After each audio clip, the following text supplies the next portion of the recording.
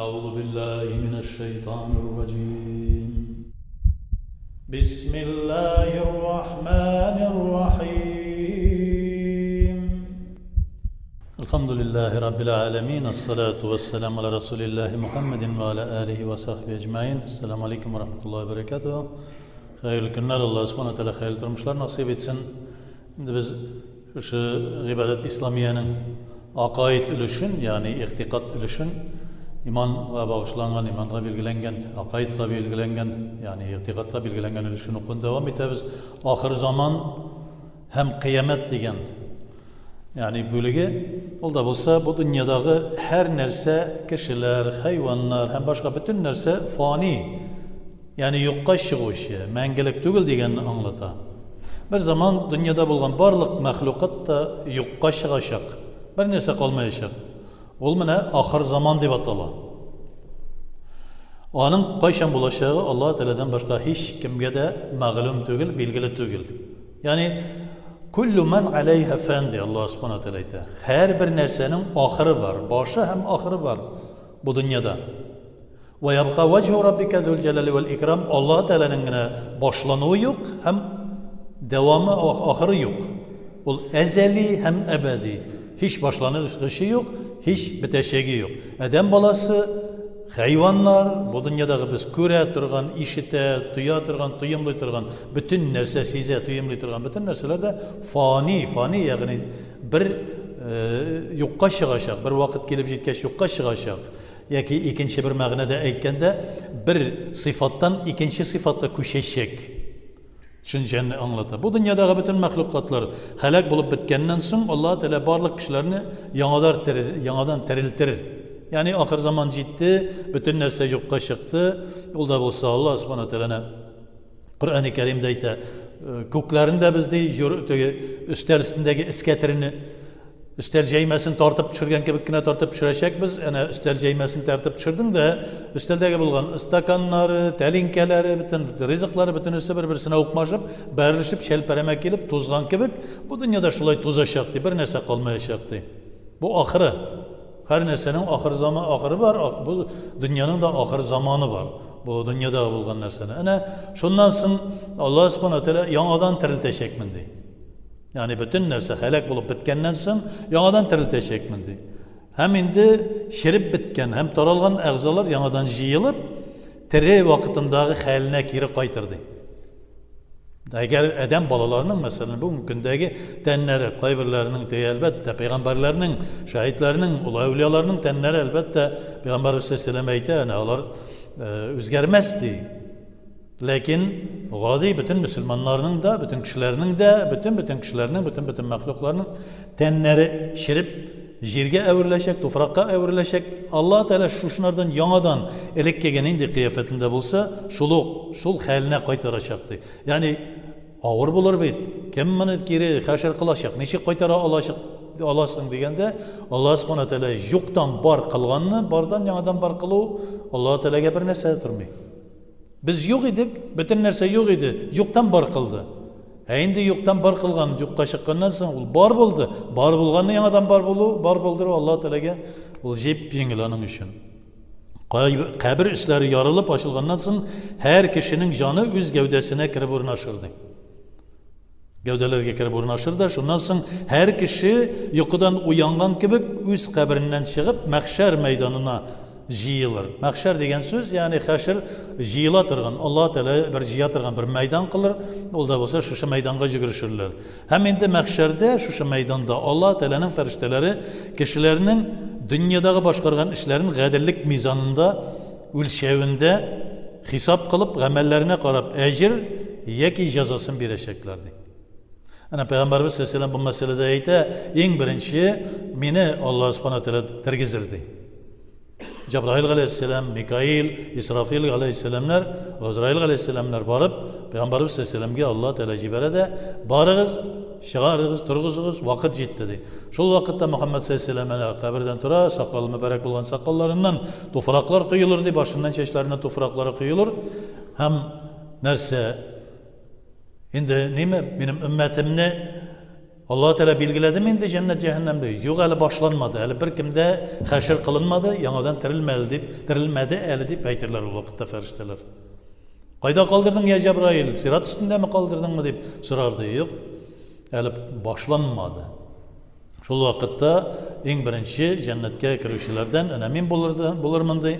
Cennetin kapıların bari tek en birinci mine aşırlar. Allah subhanahu wa ta'ala anı kirtir. Anlasın indene Allah subhanahu wa ta'ala ayta 10 kişini cennetle şatlandıra. Olda bulsa bile biz anlasın indene hesapsız 70 bin kişi kirip gitecekti. Hesapsız anlasın ülçev çıkacak. Hem ülçevde bütün kişinin amelleri ülçeneşek. Bulgan gadirlikleri yani izgilikleri beraberinde Allah Teala'nın bir ecri bulaşacak. Yani Allah Teala onlarga bir yaktı şırayı ko'rsatacak. Onların özlerinin de yüzleri balkıp nur bilen balkıp duracak. Ana abiyaddel vucuh ve esveddel vucuh diyen Kur'an'ın ayetleri yüzleri yaktırıp durgan, yüzleri karangı bulgan diyen şu iki düşünce halık bulaşacaktı. Yüzleri yaktırıp durganlar kimler onlar? Eshabul yemin. Yani cennetke bilgilengen eshablar kişiler. Ashab-ı Şimal yani sol yak ehilleri olda bulsa endi asvada vujuhuhum onların yüzleri qora bulup yanıp duracaktı. Onlar indi elbette temuk ehilleri bulurlar. Her bir şulay tügel ettirip bilgilerler, ülşerler. Her bir imansız kişi cehennem çukuruna düşer, atılır bu vakitte. Günahsız imanlı kişiler hem günahları gafu etilgenler cennetke girer şu vakitte. Allah subhanahu wa ta'ala özünün gadirligi bilen günahlı bulgan kişilerini cehennem çukuruna taşlar. Günahsız bulgan yaki günahlarını kişirgen çünkü Allah Teala özü bilip kimnin günahını kişirge, kimnin günahını kişirmezke özü bilüşü. Yani var bir rivayette Peygamber Aleyhisselam'dan gelir şu bir rivayet bir basıp tura Allah Teala karşında hem Allah Teala ite senin falan günahların var, tügen günahların var. İltigi zırgıtığız cehennemge dey. Rabbim işinden uylap koya. Ya Rabbim dey. Şu günahını gafu iterlik. Senin Er-Rahman, Er-Rahim degen isimlerin var. El-Gafur, Gafun, Gaffar, Et-Tevvab, Er-Rahim degen isimlerin var.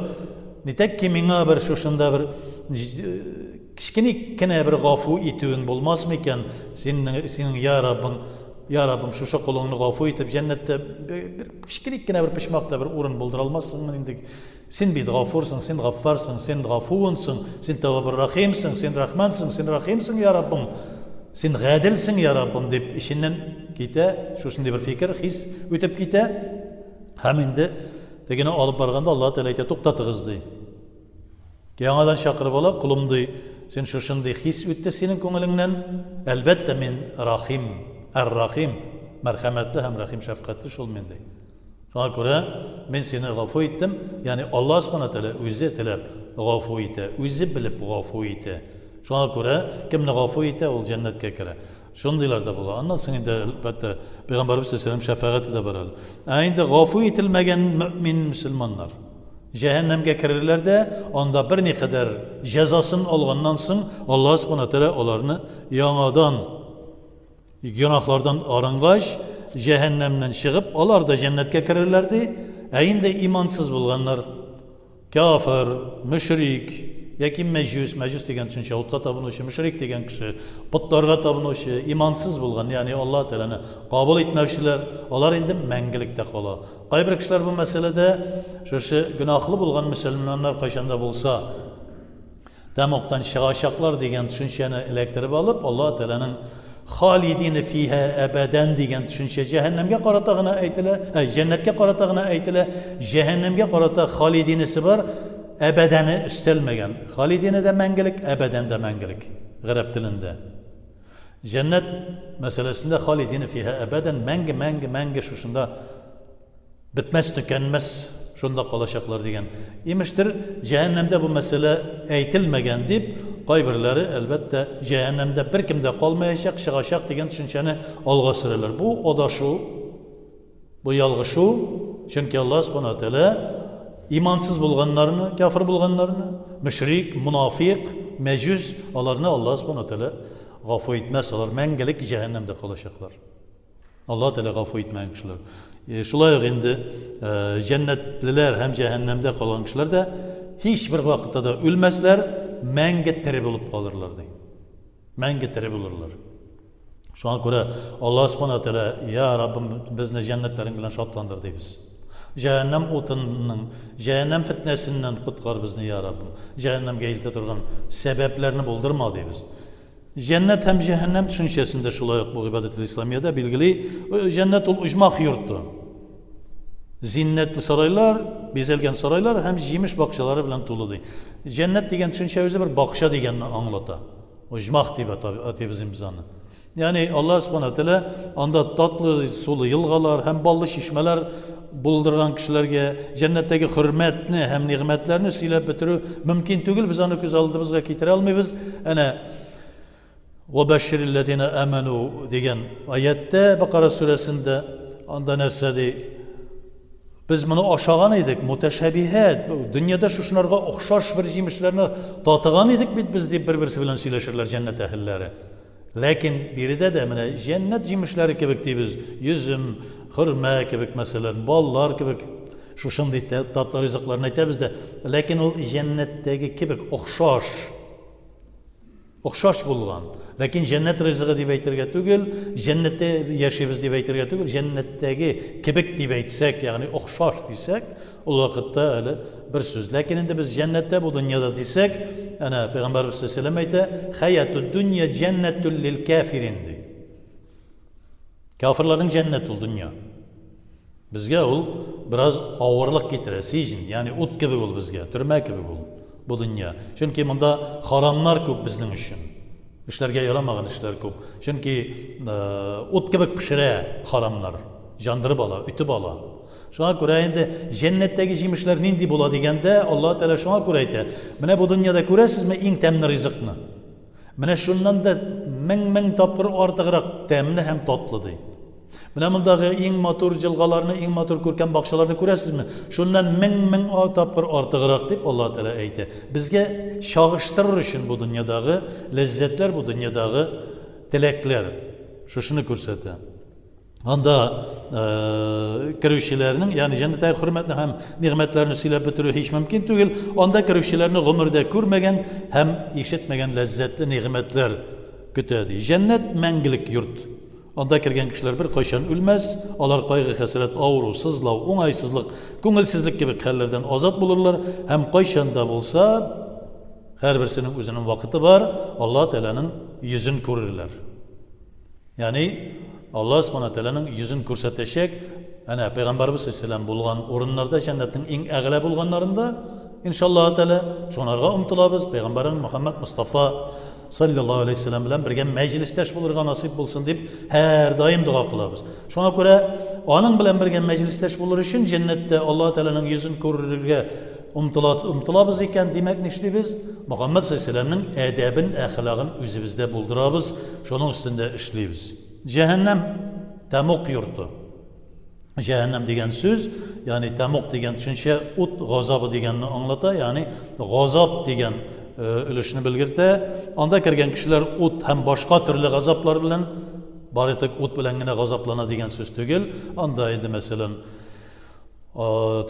arslan başlı, böre başlı, şayan kuyruklu, arslan başlı, yılan kuyruklu nindidir hayvanlar bir şaksa ol kuyruğu bilen mesela şayan kuyruğu bilen şaksa 1000 yılga kadar ağırtığı, sızlanığı bara. Şulay yok indi türlü taşlar bilen türlü hatta salkın soğuk bilen de cazalıyorlar.